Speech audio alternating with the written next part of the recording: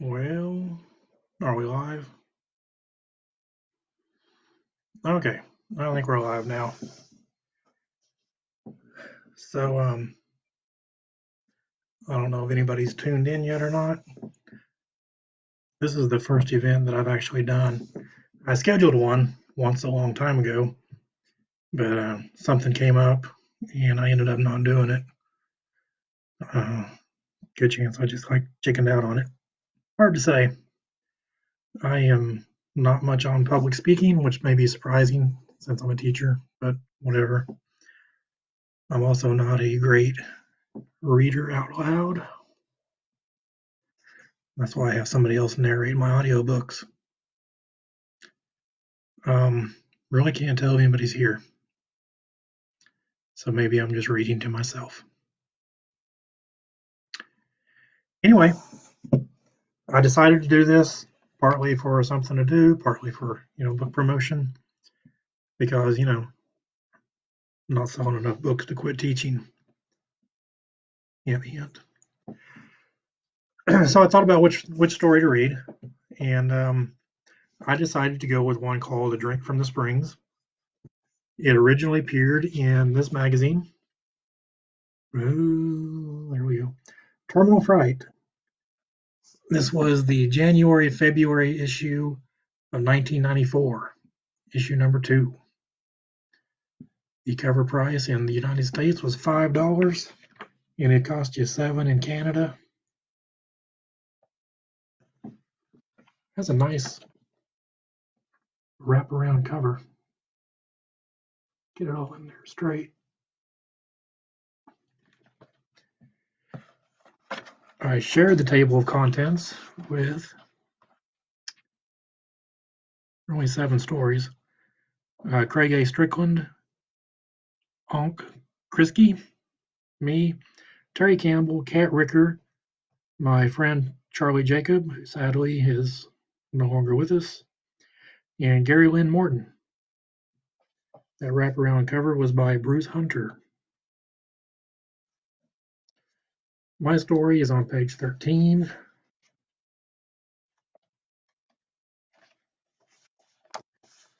And I guess I will go ahead and begin. It is allergy season in Oklahoma, so forgive me if my voice dries up on me.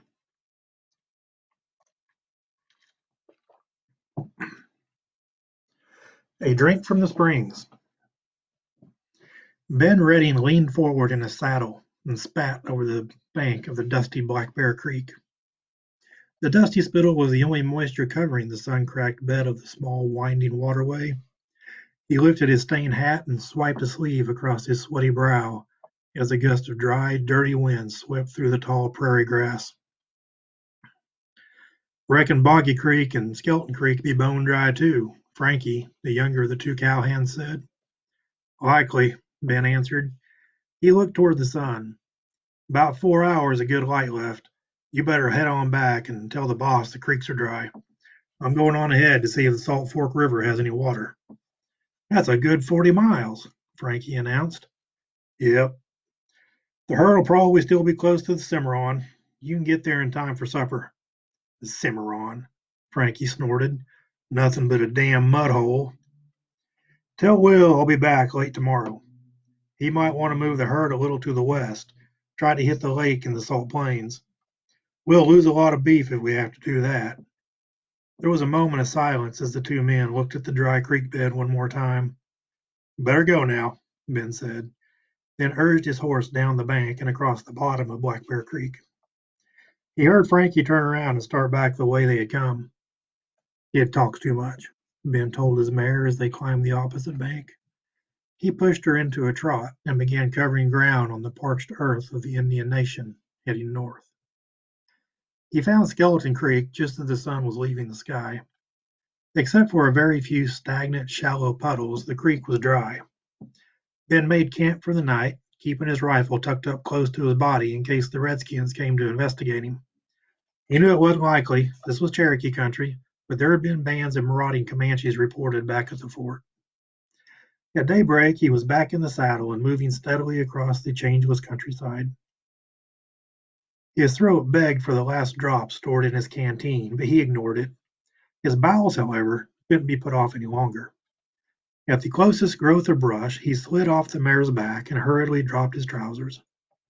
When he emerged from the bushes, he was momentarily stunned to find he was alone. He looked around frantically and soon saw the back end of his horse jogging away toward the north. Ben shouted at her, cursed her, and finally pleaded, but the mare never glanced back at him. He started walking, going just fast enough to keep the horse in sight. He didn't dare go faster. It was far too hot to run. His canteen was strapped to his saddle, as was his rifle and most of his food. The mare never wavered, but kept moving at a steady, almost leisurely pace, as if she knew where she was going. The sun reached his zenith and hovered, staring down at the stumbling, cussing man on the prairie. A dry cloud floated into the blazing blue of the sky, but the angry sun burned it to vapor before its shadow could touch the man. Ben fell to his knees, staggered back to his feet, and pushed himself forward. The mare's ass seemed to shimmer ahead of him, and the heat rose in waves from the ground. Then she disappeared into a valley, and Ben was forced to look at nothing but the motionless grass that waited for his dusty boots to trample it down on his way to a thirsty death. After an eternity, he reached the crest of the valley and looked down into it. Water, his mind screamed. A small lake lay winking up at him, the surface silvery in the bright afternoon sun. Trees, evergreens and maple mostly, stood sentinel around the edges of the water. The prairie sloped gently down toward the shore, and Ben tried to walk, but soon found himself rolling and sliding through the brittle grass toward the blessed water that awaited him. At the foot of the valley, he regained his footing and ran as fast as he could make himself go. Then he stopped dead, his feet suddenly as heavy as if they had taken root in the soil. Ben saw his mare lying on her side next to the water's edge. His nostrils filled with the coppery smell of fresh blood, and his eyes widened as he watched a strange woman who was standing in the water bend forward and bury her face in the wound on the horse's throat. A sickening, sucking sound carried across to him, and Ben felt his stomach roll over. The woman looked up, and her colorless eyes locked with those of Ben Redding. They studied one another, Ben confused over the long white hair and pale flesh of the beautiful, morbid woman. Her skin and hair were smeared with bright blood, which only served to highlight her severe whiteness all the more. Her shoulders were bare, and Ben wondered about the rest of her, but could not pull his gaze from the colorless depths of her eyes. "I haven't eaten in weeks," the woman said. Her voice was like water lapping over stones on a lake shore. "My horse," Ben said in a faltering voice. The strange albino woman looked at him for a moment as if she didn't understand, then smiled and reached into the mare's neck. She tore off a piece of flesh and extended the dripping offering to Ben. "No," he said, turning away, sure he was going to cover the grass with his breakfast. "That ain't what I meant. I was going to ride her, not eat her." "Are you thirsty?" the woman asked. Ben's burning throat forced him to look back at her. He nodded. "Then come and drink." She waved a bloody hand over the surface of the water. "Why is there water here?" Ben asked as he edged closer. "Creeks are all dry. Rivers are mostly dry." "This lake is spring-fed," the woman answered in her weird, soft voice. "There are 5 springs here that bubble up from the dark places in the center of the world." "How'd you kill her?" Ben asked, seeing no weapon the woman could have used to open the horse's throat.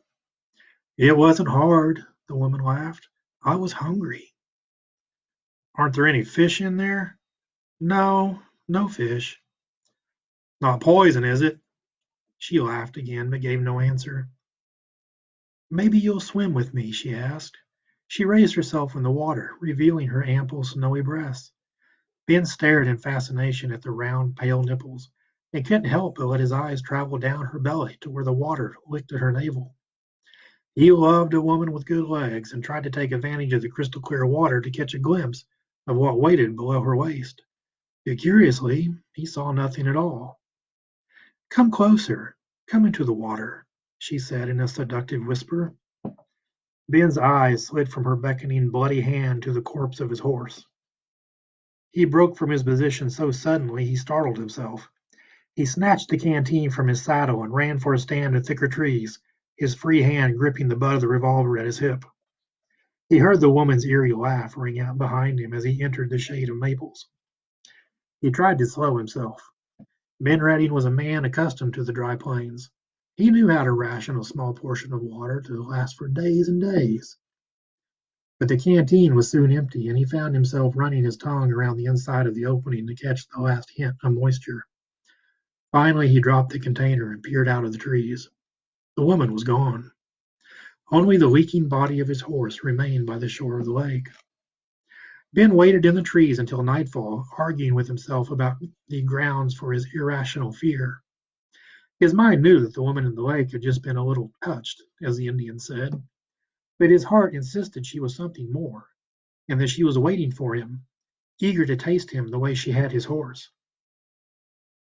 When the sun had fallen from the sky and only the stars and a sliver of moon shone down on him, Ben moved quietly from the cover of the trees and edged toward the water. He dipped his canteen into the cool lake and heard it gurgle as it filled. His eyes roved the woods and grass around the shore, one hand always near his pistol. When the canteen had filled, he pulled it from the water and reached down to screw on the cap. His muscles suddenly loosened. He felt dizzy and swayed on his heels. He knew he was going to fall forward, and it was the thought, the horror of the thought, of falling into the polluted water that anchored his body and allowed him to regain control. The bottom of the lake was carpeted with bloated bodies. Whites, Indians, a few Negroes, mostly men, but also women and children lay entombed below the glassy surface. With eyes round with terror and a strange choking sound coming from his gaping mouth, Ben turned quickly and ran. His open canteen, still clutched in a taut hand, sloshed liquid over his fingers as he pounded across the floor of the valley. By dawn, the lake and all its strangeness was far behind. He had convinced himself the woman was only a lost crazy, and the bodies only visions brought on by his fear, hunger, and intense thirst. In his fury to leave, he had lost nearly half the precious water from his canteen. He was once more the calm, level-headed cattleman, second in command under Will Bond. He had a duty to perform. The herd of cattle was somewhere behind him on the plains of the Indian Nation, and it was up to him to find the water needed to make Dodge City, Kansas. Soon the sun made it too hot to move, so Ben lay down in the shade of some brush to rest for a few hours before getting his bearings and then trying to figure out how to get back to the herd. He unslung his canteen from his shoulder and unscrewed the cap, forcing all images of the lake, the woman, and the bloated bodies from his mind. He lifted the container, tipping the opening toward his mouth, eager for the clear, cold water to splash the back of his throat. Yes. Ben froze, his eyes fixed on the small opening of the canteen. He could see the water rolling and sloshing within. His hand was steady. The canteen was not moving, and yet the water inside was active, as if eager to come out. Slowly, Ben opened his hand and let the canteen fall to the ground. It made a solid thunk as it hit, then fell over. Water came rushing out to cover the hard earth of the prairie. Ben stepped back, his mouth shaping inarticulate words as he watched every drop of water pull itself out of the canteen and onto the ground. Then the puddle shaped itself and stood to face him. He gaped at the 2-foot tall miniature of the albino woman from the lake. She extended her arms to him and smiled. "Drink me," her tiny voice whispered. She advanced a step. Ben staggered back a step. The woman advanced 2 steps, then a third, moving faster. She came to within a few inches of Ben's dusty boots and prepared to pounce on him. "No!" Ben's revolver jumped from the worn leather holster and began spitting burning lead at the small figure. The pale miniature woman jerked when the first bullet hit her, but the missile simply passed through her body with nothing more than a splash and a small gout of steam. The bullets came so rapidly, however, that the form finally broke apart and fell to the ground, where it spread out in a glittering puddle. Ben continued to stand, watching his empty 6-gun still pointed at the ground. When the water began to move and come together again, he broke and ran. He ran until his legs ached and his sides were sending sharp jabs of pain throughout his body. Ben finally slowed, but only long enough to catch his breath and let the pain ease before resuming his former frantic pace. He felt certain that somewhere behind him the small, white-haired figure of a woman was running through prairie grass taller than herself, trying to catch him. Ben continued to run until the world began to swim in his vision. Then he paused and jogged a while.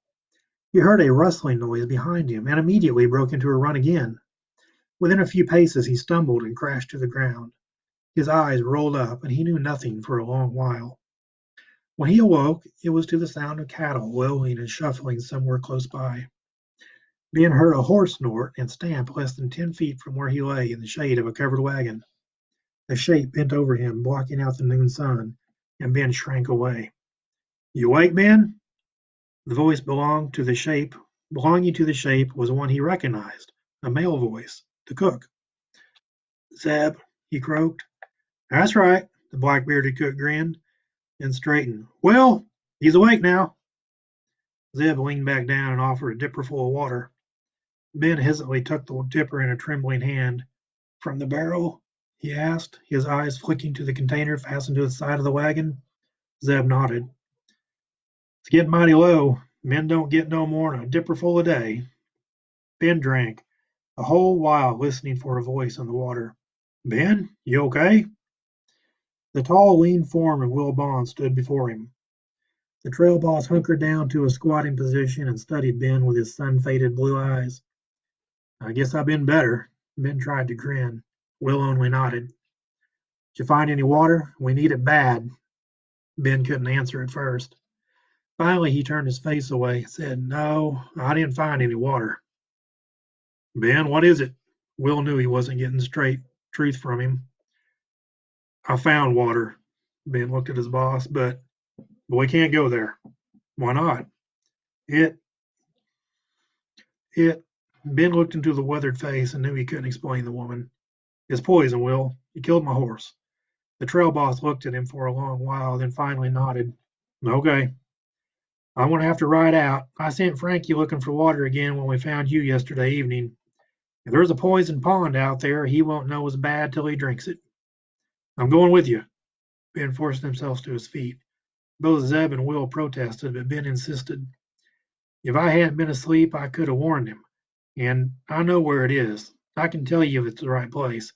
You can't drink that water. You can't." "You can't be going off in the sun again," Zeb argued.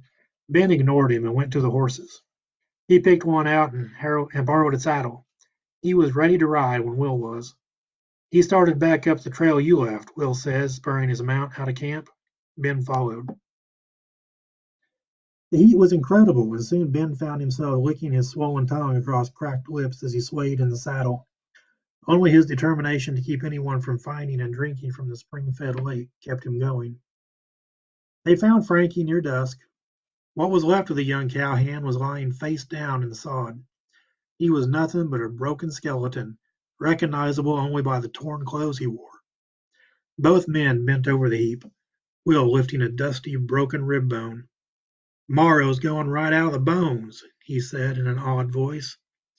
"I've never seen anything strip the flesh off a man like this and then break the bones to get to the marrow." He dropped the bone back into the skeleton, where it crumbled and turned to dust.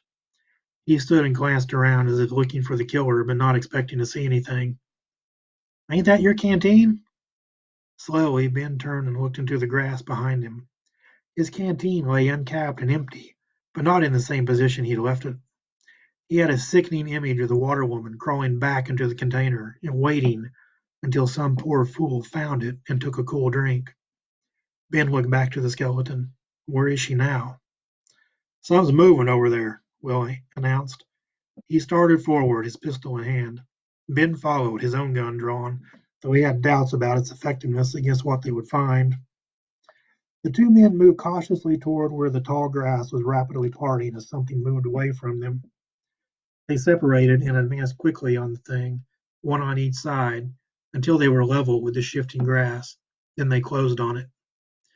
Ben shrieked like a woman when he saw the long, narrow puddle stretching before them, cutting through the prairie grass like a fish through the ocean. The amount of water had increased greatly from what he had held in his canteen, and Ben could see streaks of pale red as the puddle shifted and flowed forward with the fluid of Frankie's body added to it. Ben turned and ran, jumping back into the saddle and setting spur to the horse. He heard Will slapping the rump of his own gelding as he tried to catch up in a mad dash away from the mysterious puddle that was moving quickly to the northwest, back to the spring-fed lake, where dark things bubble up from the center of the world. And that's it. Another reason I picked this story, it is the first story for which I was actually paid money. Yes, back in 1994 or 3 or whenever it was I got paid. I got a penny of words. I think it was like $1.95. First money I ever got for writing. Hello, Silas. I see you haven't changed any.